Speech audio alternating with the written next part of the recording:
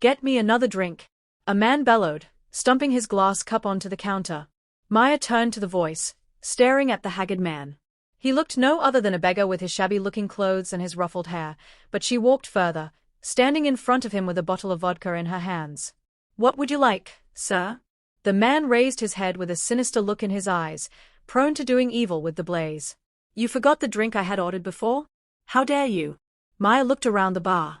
There were few customers, and none of them batted an eye in her direction.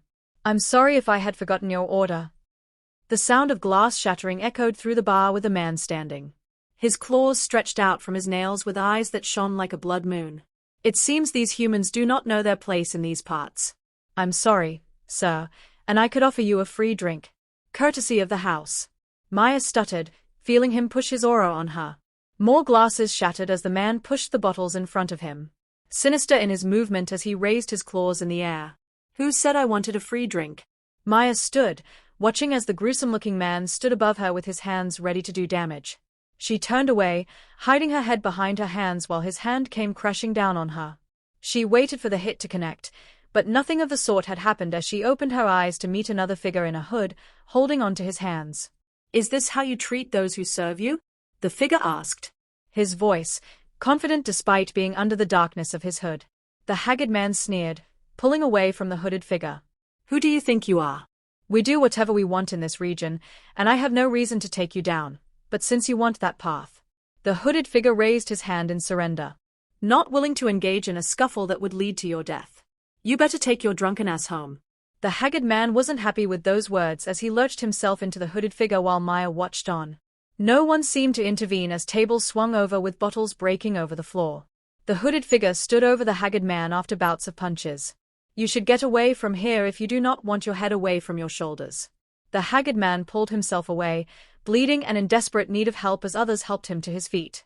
The rest of the evening continued with hushed whispers as Maya cleaned the bar and salvaged what was left of it. Her customers left, leaving her alone with the mysterious stranger. He stood up to her, walking like he had a purpose.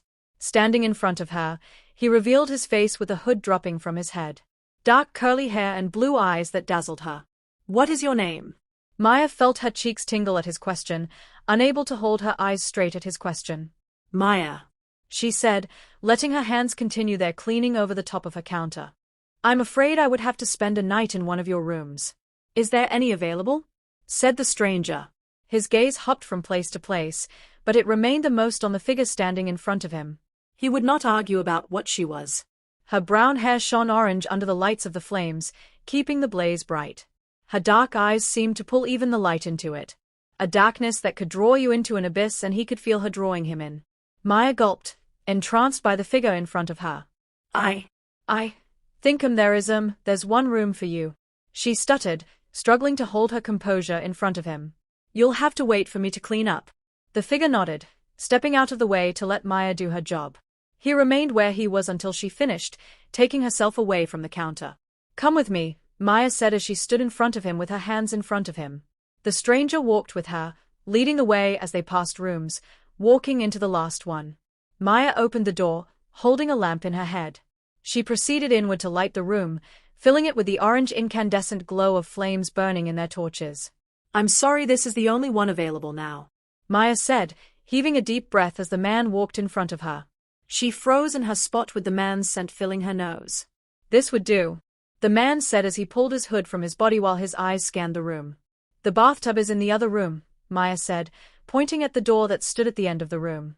You can have your bath while I get you some fresh sheets for your bed. The stranger said nothing, grunting at her words as he walked towards the door she had pointed to. Maya turned, hiding her face from him as he had pulled his buckle with his pants falling to the ground. She walked away, closing the door behind her. She leaned on it with a deep breath escaping her lips and her face burning from the feeling in her soul. It was for a night, or forever, but she knew there was nothing between them. He had only saved her from the drunk werewolf who had tried to maul her if not outrightly killing her. Maya walked inside the room, looking around for the stranger she had let into her inn. I've got the bedsheets, she said as she. What are you looking for? The stranger asked as she stared at her. Maya stood, staring at his body. I came to put on the sheets for you. She gulped with her eyes on his chest. I think I want something from you, the stranger said as he lowered his head, placing his lips on hers. She didn't struggle, feeling his soft lips suckle hers. Her breaths came in drafts as her hands reached for his face. There was no war or battle to win as he picked her up with his erected manhood poking her thighs. She moaned to his touch as he dropped her to the bed. His finger caressed her skin as he pulled the sleeves off her shoulders. He pulled away, sucking in air deeply while she stared at him, her heart racing at what next would happen as he peeled the clothes from her body to expose her delicate skin. Maya wrapped her hands around her breasts, second thoughts coming in, but the man would not give any chance for second thoughts as he tore her arms open. A moan escaped her lips with his warm lips wrapping around her nipples. Ecstasy tore through her from every flick of his tongue and her thighs only grew warmer and slippery to every touch. The stranger pulled away with his manhood stretched out, hardened in veins, but he wasn't done as he lowered her head. His mouth moved from her breasts, feeling her body tremble as he traced the line down to her thighs. Maya bit down on her lips, grateful she had shaved done there as she felt his warm lips wrap around her second lips.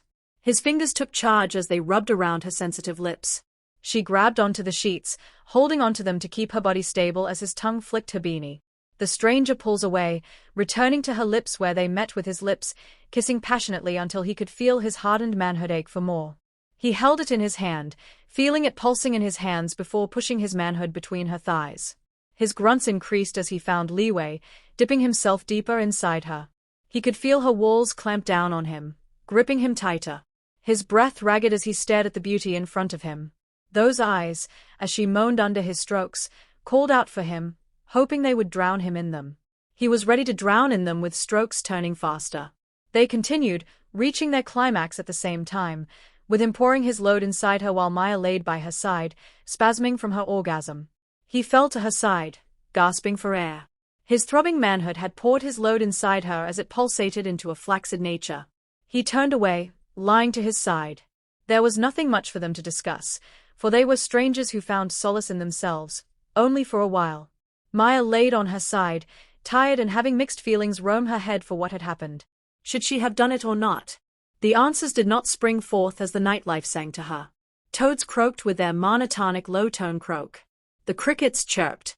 Sonorous with the croaking of the toads, it gave rise to a choral masterpiece only fit for the night. Maya turned to face him, staring at his back and his low snores as he had fallen asleep. She stretched her hands to touch him, deciding at the last moment. It was only a fleeting moment, despite how hard her heart yearned for him. Morning came with the sound of the cock crowing.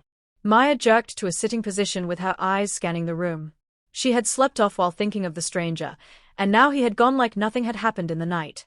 There was nothing to keep a hold of him except for the moment they had spent in each other's arms. Days passed, and Maya had continued her job at the inn. She was diligent in her job, hoping the stranger would walk into her inn and greet her or sit at the dark corner of the room as he had done the day she saw him. The days went by, turning into months, when she realized something was off about her. "Are you all right?" A concerned customer had asked when he saw her looking gloomy. Maya held on to her face.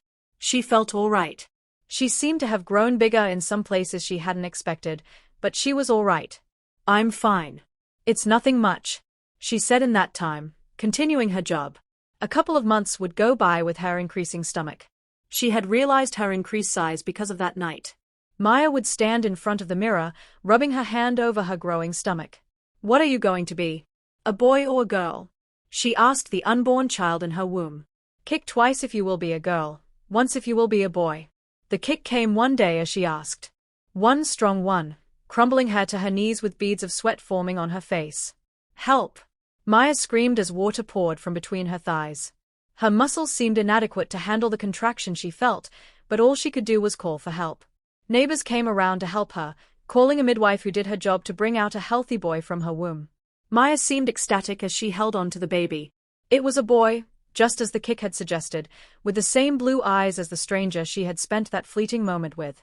"Caspian," Maya said with a chuckle as she held onto his body. "I will call you Caspian." A smile formed on her lips as she held him in his arms.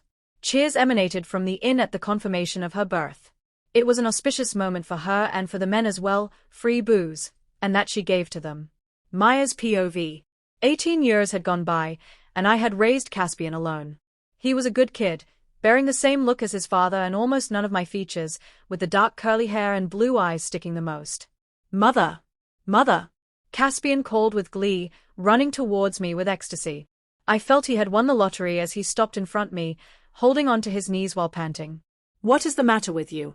I asked with my eyes to the horizon. I did not doubt his innocence, but teenagers played pranks, and pranks were the worst way anything would ever go. "Did you do something stupid?" He straightened his back, inhaling sharply. "Why would you think I did something stupid?" He folded his arms with his question splurging. I hummed as I slit my eyes. His crimes had been minor issues, common amongst those of his age, yet his action threw me off his trail. "What is it then?" "Look," he said as he dropped on all fours. The clothes on his back ripped from his body with black, shiny fur growing over his body. I stood, dropping the clothes I was gathering with my hands on my mouth, staring at one of the most beautiful wolves I had ever seen. His blue eyes rippled through his gaze, and his black fur had a blue sheen to it.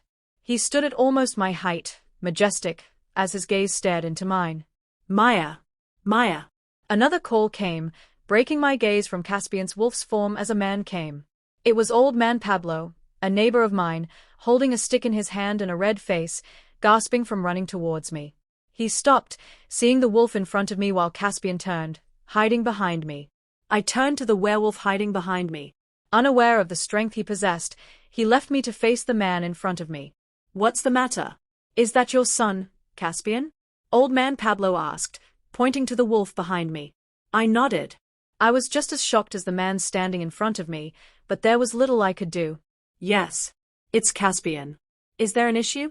The man gulped, not taking his eyes from Caspian. "He stole the clothes I had hung to dry. I want them back."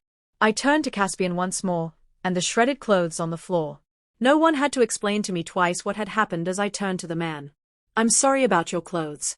Can I get you a new pair as those are gone?" I pointed to the shredded clothes on the floor. Pablo stared at them and back at me. Any reason to retrieve his clothes, evaporating into the wind and his hand to his side. He understood as I did now, sighing with his hand on his face. "There is no need to get a new one." I understood his frustration as well. Werewolves were a symbol of authority in these parts, and my son, being one, had just pushed me a notch higher. I stood, watching Pablo step away, muttering words to himself before turning to Caspian, who had returned to his human form. I covered him with a blanket, pulling him inside the house. "We will discuss this later." Later in the evening, lost in my thoughts. Mom. Casper's voice brought me back to reality as I cleaned the house. "There is someone looking for you." I walked out of the door, expecting no one important as I stepped out of the door to meet the person who had come. My feet froze at the sight of the man who I had made love to 18 years ago. "What are you doing here?" I stuttered, backing away from him. He looked at me with those eyes as he had done on that night. My heart raced, tugging me towards him to feel him, to hold him in my arms once again. The evening sun was setting behind us, dousing the earth with a blend of orange and pink hues on the horizon. The stranger stepped forward, stopping in front of me. He stood, staring at Caspian with an army behind him. He was different. It did not feel like the stranger from a one-night stand. He felt like royalty from the gold on his body and the crown of his head. "What is your name, kiddo?" Caspian stared at me. His eyes asked me the same question I would have expected of him. "His name is Caspian." "Still does not say what you are doing in front of my house with an army," I replied as I stood in front of Caspian. "How dare you speak to Alpha Caden Blackthorn that way, human?" A man stepped forward with his claws drawn, but Caden stopped him with a hand in front of him. I gulped as I stared at him. "You are Alpha Caden Blackthorn? The Caden Blackthorn?" He nodded, heaving a deep breath. "Yes. I am Caden." "Why didn't you tell me? Why didn't you check on me all these time?" I asked, feeling my chest shatter at the thought. Caden turned to Caspian, staring at him. "I did not know you had a child. How is it you are standing here in front of me?" "I felt him," he said, pointing to Caspian. "Is he?" He did not have to complete his words for me to understand what he meant. "Then your feelings are right, if it is what brought you here," I said as I held on to Caspian's hands. Caden heaved a deep breath with chest rising and dropping like a fishhook. "Come with me to the castle." "You can't just come to exercise your authority over someone who you don't own," I said, furious at the demand he was placing. "No. I'm not commanding you, Maya." His mention of my name caused ripples to flow through my heart. "What do you want?" "I want you to be my mate." "Let me think about it." I gave him no chance as I turned into the inn with Caspian in tow, shutting the door behind me to sit on a chair with my heart racing. There was nothing to think of when Alpha Caden had asked me to be his mate. "My father is an alpha?" Caspian said as he paced the room with a bright face. I stared at the kid. He had grown without his father for 18 years, yet his father shows up out of the blues. I placed my hand over my face. How could I not have known the man I had laid in bed with? "Why didn't you ever tell me my father was Alpha Caden, Mom?" Caspian asked as he knelt in front of me, holding my hands. I pulled my hand away from my face to stare into his face. Caspian's face had always reminded me of the man I had slept with, keeping his memory fresh, but seeing him in front of me today was nothing short of something extraordinary. I didn't even know he was a werewolf. Not even the thought of it scratched my mind. "What are you going to do now?" "He has asked that you become his mate," Caspian asked, holding on to my hand. It was like a dream come true, but it wasn't something that I had to rush. "I will ask him to wait a while. This is not something I can rush. I am a human, becoming the Luna of a pack." "He would have to put his pack in order before any of it can happen." Caspian nodded, patting my hand. "Anything you say, Ma." I smiled as I dug my hand through his hair, feeling its silky nature before I stood from my seat, heading towards the door. I stepped out to what seemed like a confrontation between Caden and his cabinet as they turned away from me. Alpha Caden turned to me when he realized I had returned with my answer ready at my lips, but he turned his gaze to Caspian, who had joined me. I could tell he still found it difficult to believe after I had raised him on my own. "He looks just like me." "I know." "That was what I held on to while I waited for you to come back to me. I waited for 18 years for you to stand in front of me. If he is my child, as you had said, I accept you as my mate. You only have to agree," Alpha Caden said, staring at me with his hands out to me. I stared at him, shaking my head at his offer. "I'm afraid you have to make a better offer. If I become your mate, what outlook would it give to your pack?" "Would they accept me as your Luna?" Alpha Caden turned to the crowd behind him. I had seen the answer right before he turned to them. "I want to make her my Luna. Is there anyone who has something to say against the decision I have made?" There was grumbling in his crew. A reply I had expected, knowing werewolves and their call to superiority. "They would never want me to be their Luna. There is no way she can become our Luna." One of his beaters shouted. "She is human. A human cannot become our Luna." Beater Louise is right. "She is human and cannot be our Luna." Another beater pointed out.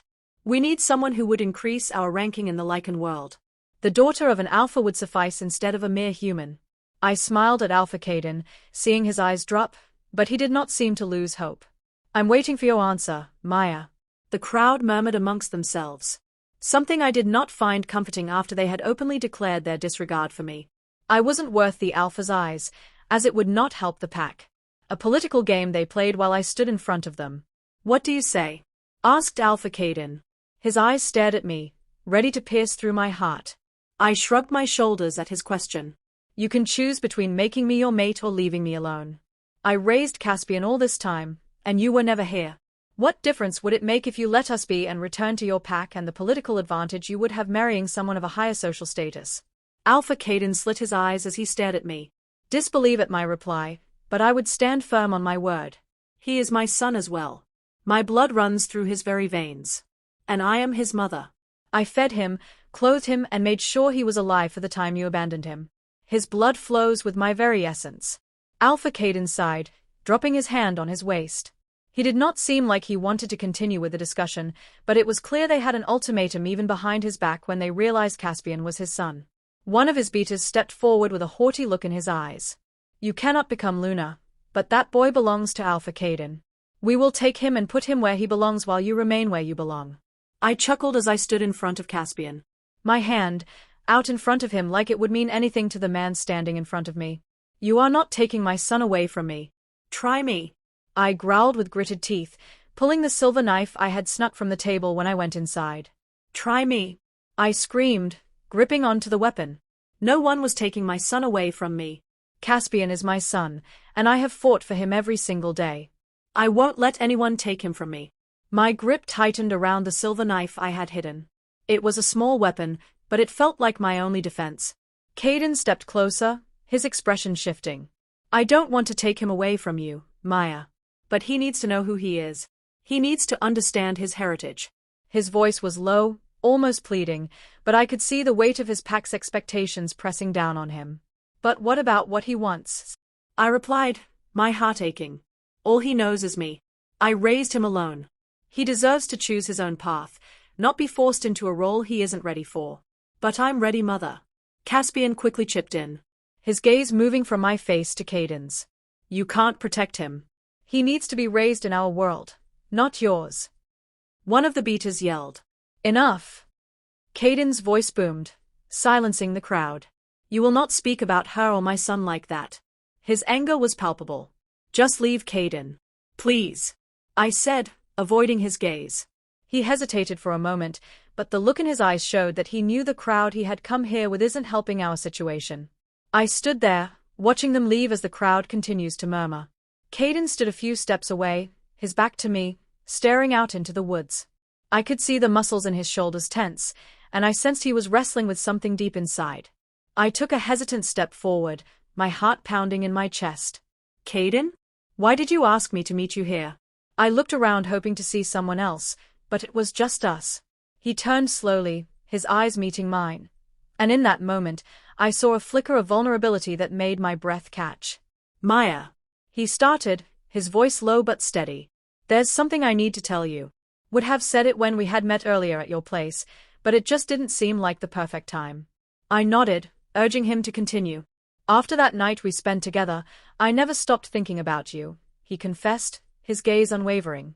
Not a day went by that I didn't replay those moments in my mind. My heart raced at his words, memories of that night flooding back, the warmth of his body next to mine, the connection we had shared. Caden, He held up a hand, his expression earnest. Please, let me finish. He took a step closer, closing the distance between us. I know I made mistakes. I was young and foolish, too wrapped up in my duties as an alpha. But the truth is, I've always cared for you, Maya. You've always been in my heart. I felt a rush of emotions swell within me, hope, fear, longing. But you never looked for me. You just vanished. I whispered, my voice barely breaking the silence. I had to. He replied, his voice thick with regret. But that doesn't mean I didn't love you. I was torn between my responsibilities and my feelings for you. And now, with Caspian in the picture, I realize that I want to build a life with you, to be the father he deserves. His words hung in the air, heavy yet hopeful. You need to trust me, Maya. I promise to love you and protect you both, no matter what challenges we face. I don't give a damn what the pack thinks. You are the one I love. You are the one I want as my Luna. My breath caught in my throat at his declaration. Caden, you really mean that?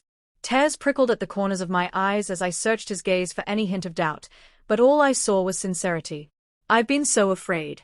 I admitted, my voice trembling. Afraid of the pack's judgment, afraid of losing you again. Say yes to me, Maya. And I will marry you, right here, right now, before the world, he said, drying up a tear on my cheeks. Okay. I finally said, my voice firm. I want to believe in this, believe in us. His face lit up with joy, and he pulled me into his arms, wrapping me in a warm embrace. And in that moment, I knew I had made the right choice. Caden was not just the alpha. He was the man I loved, and I was ready to embrace my place as his Luna. The end. Please like, comment and subscribe for more interesting werewolf romance stories. Lots of love.